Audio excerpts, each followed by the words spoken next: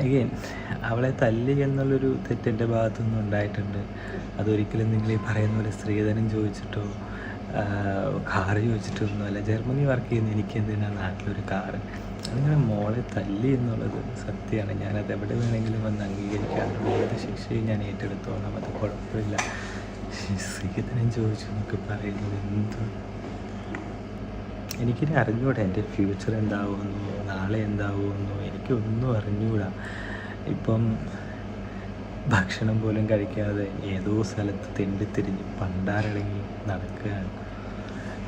അവളുടെ ചേട്ടൻ അന്ന് തന്നെ വീട്ടിൽ നിന്ന് പറഞ്ഞത് കൊണ്ടോട്ടിയിലൊക്കെ ആൾക്കാരിട്ട് പിന്നെ കാണിച്ചു തരാമെന്നൊക്കെയാണ്. അപ്പം അങ്ങനത്തെ കൈക്രിയകളും കാര്യങ്ങൾക്കും ഒന്നും നിന്ന് കൊടുക്കാനും താല്പര്യം ഉണ്ടായിരുന്നില്ല. രാഹുൽ ഞങ്ങളുടെ പ്രതിനിധി എ കെ അഭിലാഷുമായിട്ടാണ് സംസാരിച്ചത്. എ കെ അഭിലാഷ് ചേരുന്നു. എ കെ അഭിലാഷ് ദീർഘനേരം സംസാരിച്ചു. രാഹുൽ പറഞ്ഞ ഒരു കാര്യത്തോടും ഞങ്ങൾ ആരും തന്നെ യോജിക്കുന്നില്ല. ഈ ചാനലിന് പൂർണ്ണമായും യോജിക്കാനും കഴിയില്ല. അതായത് ഈ ഒരു പെൺകുട്ടിയെ മർദ്ദിക്കുക, അതും ഗാർഹിക പീഡനം നടത്തുക. അങ്ങനെ ഗാർഹിക പീഡനം നടത്തുമ്പോൾ സ്വാഭാവികമായും ആ ഇരയ്ക്കൊപ്പം തന്നെയാണ് ഇരയെ സമൂഹ മധ്യത്തിൽ അവഹേളിക്കാനും ഒരു തരത്തിൽ നമ്മൾ സാഹചര്യം ഒരുക്കില്ല. അതുകൊണ്ടാണ് നമ്മൾ ദീർഘമായിട്ടുള്ള സംഭാഷണം വളരെ ചുരുക്കി ചില കാര്യങ്ങൾ മാത്രം പ്രേക്ഷകരിലേക്ക് എത്തിക്കുന്നത്. തീർച്ചയായും ആ പെൺകുട്ടിയുടെ ഭാഗത്തു നിന്ന് അനുചിതമായത് സംഭവിച്ചിട്ടുണ്ടെങ്കിൽ അതിന് ഈ രീതിയിലല്ല രാഹുൽ പ്രതികരിക്കേണ്ടിയിരുന്നത്. രാഹുൽ കുറ്റകൃത്യം ചെയ്തിട്ടുണ്ട്. ആ കുറ്റകൃത്യം ചെയ്തതിനെ ന്യായീകരിക്കാൻ ഒരു കാരണവശാലും നമ്മൾ അനുവദിക്കില്ല.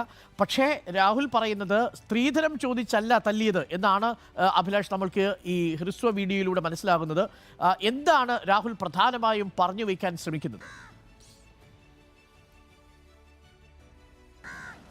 അരുൺ, ഈ രാഹുലിനെതിരെ ഈ ഗാർഹിക പീഡന നിയമപ്രകാരമുള്ള കേസെടുത്ത ആ ഘട്ടത്തിൽ തന്നെ രാഹുലുമായി നമ്മൾ സംസാരിച്ചിരുന്നു. പക്ഷേ പെൺകുട്ടിയെ കുറ്റപ്പെടുത്തുന്ന തരത്തിൽ ഏതെങ്കിലും തരത്തിൽ സംസാരിക്കാൻ അദ്ദേഹം തയ്യാറല്ല. അതുകൊണ്ട് തന്നെ ഒരു സൗണ്ട് ബൈറ്റ് നൽകാൻ അദ്ദേഹം ഒരുക്കമല്ല എന്നായിരുന്നു ആദ്യഘട്ടത്തിൽ പറഞ്ഞത്. പിന്നീട് ഈ കേസ് വലിയ തരത്തിൽ വഷളാവുകയും രാഹുലിനെതിരെ വധശ്രമം അടക്കമുള്ള കുറ്റങ്ങൾ ചുമത്തുന്ന ഒരു സാഹചര്യത്തിൽ എത്തുകയും ചെയ്തപ്പോഴാണ് ഇപ്പോൾ രാഹുൽ നമ്മളോട് പ്രതികരിക്കാൻ തയ്യാറായിരിക്കുന്നത്. ഇന്നലെ രാവിലെ മുതൽ രാഹുലുമായി ബന്ധപ്പെടാൻ നമ്മൾ ശ്രമിച്ചിരുന്നെങ്കിൽ പോലും ഇന്നലെ രാത്രിയോടുകൂടിയാണ് രാഹുലുമായി നമുക്ക് ബന്ധപ്പെടാൻ കഴിഞ്ഞത്. രാഹുൽ കൃത്യമായി പറയുന്നത് ഈ വധുവിനെ, അതായത് പെൺകുട്ടിയെ മർദ്ദിച്ചു എന്നുള്ള കാര്യം രാഹുൽ അഡ്മിറ്റ് ചെയ്യുന്നുണ്ട്. നേരത്തെ നമ്മളടക്കം റിപ്പോർട്ട് ചെയ്തിരുന്നത് ഒരു പ്രാവശ്യം മർദ്ദിച്ചു അല്ലെങ്കിൽ ഒരു പ്രാവശ്യം അടിച്ചു എന്നായിരുന്നു. പക്ഷേ രാഹുൽ തന്നെ ഈ വീഡിയോയിൽ പറയുന്നുണ്ട് 3 തവണ ഞാൻ അടിച്ചിട്ടുണ്ട്, പക്ഷേ അതിനൊന്നും ഞാൻ ന്യായീകരിക്കാൻ തയ്യാറല്ല.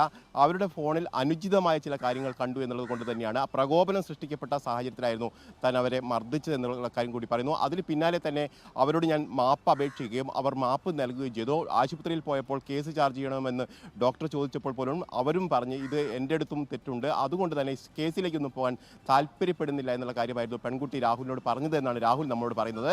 ഏതായാലും ഇതുമായി ബന്ധപ്പെട്ട് ആശുപത്രിയിലെ ഡോക്ടറെ വേണമെങ്കിൽ ചോദ്യം ചെയ്യാം എന്നുള്ള കാര്യം കൂടി പറയുന്നു.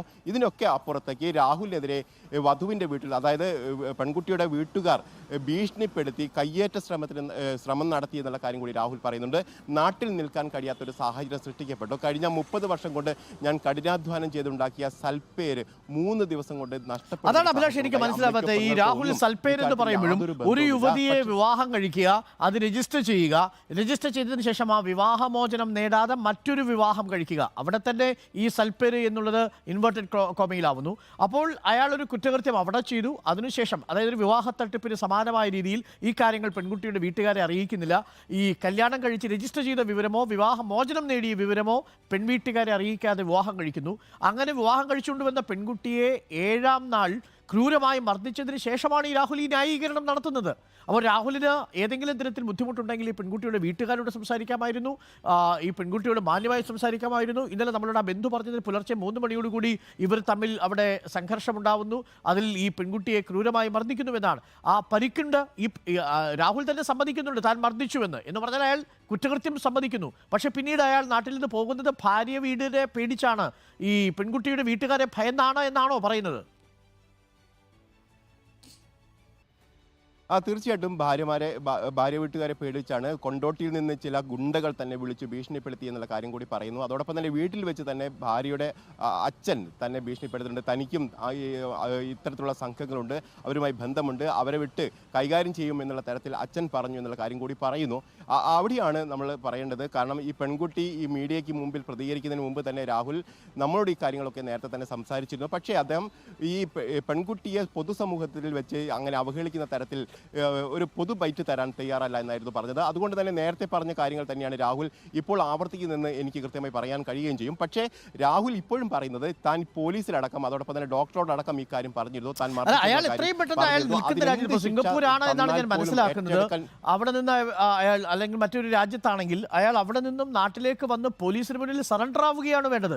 പോലീസിന് മുന്നിൽ സറണ്ടറായി നിയമ നടപടി നേരിടാതെ ഒളിച്ചിരുന്ന് ഈ പെൺകുട്ടിയെ ഇതിന് കുറ്റം പറഞ്ഞിട്ട് ഒരു കാര്യമില്ല. ഈ കുട്ടിയുടെ ഭാഗത്തുനിന്ന് അനുചിതമായി എന്തെങ്കിലും ഉണ്ടായിട്ടുണ്ടെങ്കിൽ അത് പറഞ്ഞു തീർക്കുകയോ സംസാരിക്കുകയോ ഒക്കെയാണ് വേണ്ടത്. ആ പെൺകുട്ടിയുടെ അമ്മ ഇന്നലെ വളരെ വേദനയോടുകൂടിയാണ് നമ്മളോട് പ്രതികരിച്ചത്.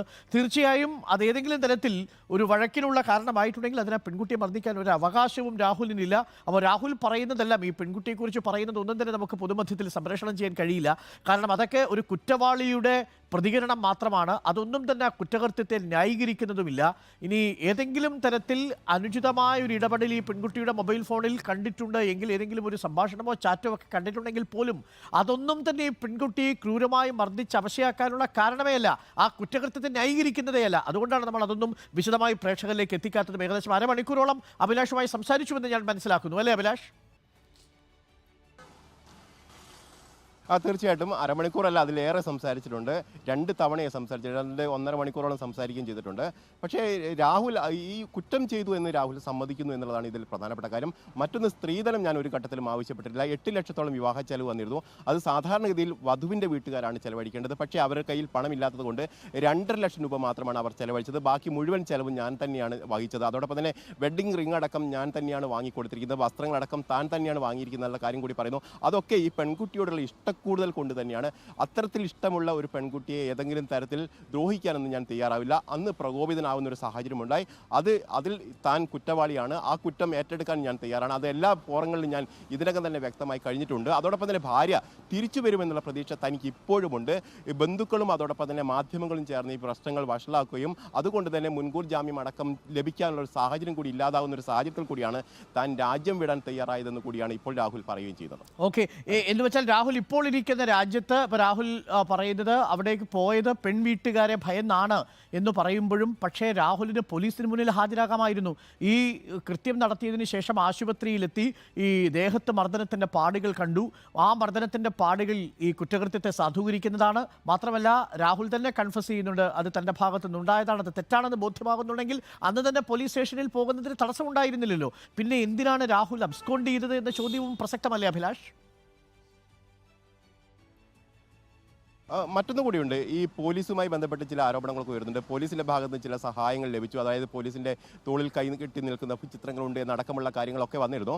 പക്ഷേ രാഹുൽ പറയുന്നത് പോലീസ് ഒരു തരത്തിലും തന്നെ സഹായിക്കുന്ന ഒരു നിലപാടും അവർ സ്വീകരിച്ചിരുന്നില്ല എന്നായിരുന്നു. അതായത് പോലീസിൻ്റെ ഭാഗത്ത് നിന്ന് ഇപ്പോൾ സഹായം ലഭിച്ചു അല്ലെങ്കിൽ രാജ്യം വിടാനൊക്കെ അവർ ഒത്താശ ചെയ്തു എന്നുള്ള ആരോപണങ്ങളൊക്കെ രാഹുൽ തള്ളുന്നുണ്ട്. ഇപ്പോൾ ഇത്തരത്തിൽ രാജ്യം വിടാൻ തയ്യാറായിരിക്കുന്നത് ഈ വധുവിൻ്റെ വീട്ടുകാരിൽ നിന്നുള്ള ഭീഷണി കാരണമാണ് എന്നുള്ള ഉറച്ച് തന്നെ അദ്ദേഹം പറയുകയും ചെയ്യുകയാണ്.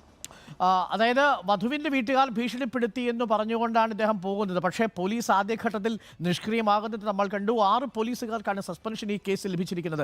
അവിടെയും രാഹുൽ പറയുന്ന ന്യായം നിലനിൽക്കില്ല. കാരണം ഗാർഹിക പീഡന നിയമത്തിൻ്റെ പരിധിയിൽ ഒരു പെൺകുട്ടിയോ പെൺകുട്ടിയുടെ കുടുംബമോ പരാതിപ്പെട്ടാൽ 24 മണിക്കൂറിനുള്ളിൽ കേസ് രജിസ്റ്റർ ചെയ്യേണ്ട പോലീസ് അത് ചെയ്യാത്തത് കൊണ്ടാണ് രാഹുലിന് പോകാനുള്ള അവസരം ഒരുങ്ങിയത്. അത് രാഹുൽ പറയുന്നത് പോലെ തനിക്ക് സഹായം കിട്ടിയില്ല എന്ന് പറയുന്നത് നമുക്ക് അങ്ങനെ വിശ്വസിക്കാനും കഴിയാത്തൊരു സാഹചര്യമുണ്ട്. 2 ഈ പെൺവീട്ടുകാർ ഭീഷണിപ്പെടുത്തി. സ്വാഭാവികമായും തൻ്റെ മകളെ ഒരാൾ തൻ്റെ കൺമുന്നിൽ വെച്ച് മർദ്ദിച്ചതിന് ശേഷം അല്ലെങ്കിൽ ആ മർദ്ദനത്തിൻ്റെ പാടുമായി മകൾ വരുന്നത് കണ്ടാൽ ഒരു അച്ഛനും അമ്മയും സ്വാഭാവികമായി അത്തരം പ്രതികരണങ്ങൾ നടത്തും. നിന്നെ ഞാൻ കാണിച്ചു തരാം എന്ന് പറയുന്നതാണോ വലിയ ഭീഷണി? അതുകൊണ്ടാണോ ഇയാൾ ഈ വിദേശ രാജ്യത്തേക്ക് കടന്നത്? അത് നമുക്ക് ആ ഘട്ടത്തിൽ വിശ്വസിക്കാൻ ബുദ്ധിമുട്ടുണ്ട്. പക്ഷേ രാഹുൽ കുറ്റം സമ്മതിക്കുന്നു എന്നത് തന്നെയാണ് ഇതിലെ പ്രധാനപ്പെട്ട കാര്യം. അതിനുള്ള കാരണം സ്ത്രീധനമല്ല എന്ന് പറയുന്നു, അല്ലേ അഭിലാഷ്?